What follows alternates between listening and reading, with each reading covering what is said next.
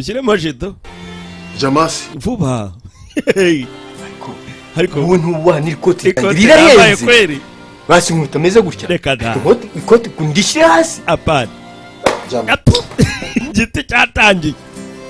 Fata igiti ngicyo igiti biti mpaka 30.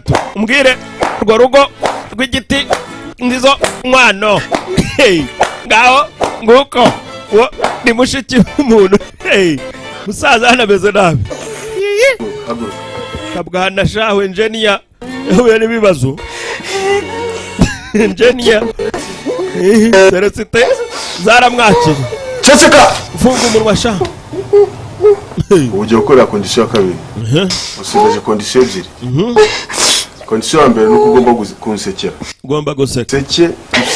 Seke mbyumve kabisa. Seka. Seka abana. Igitwenge. Guseka. Igitwenge. Seka abana. Sigaho. Aha. Ndise ya gatatu rero. Kurimba indirimbo bita Mbeka nyamanza keza. Turayiririmba bien.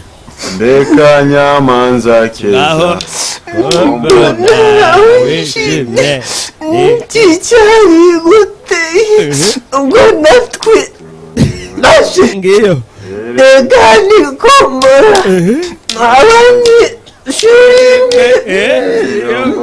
Iti gusa kiracyamurya. nawe Nzatwikirire. abo bihujijwe Igiti cyaturiye cyane.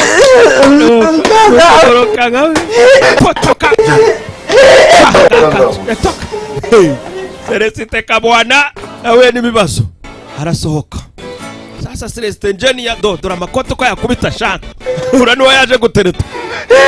Celeste Ubaye iki chere? Ubaye iki? Birarura bwana igiti cyayi inkondo ziragoye kabisa ziragoye.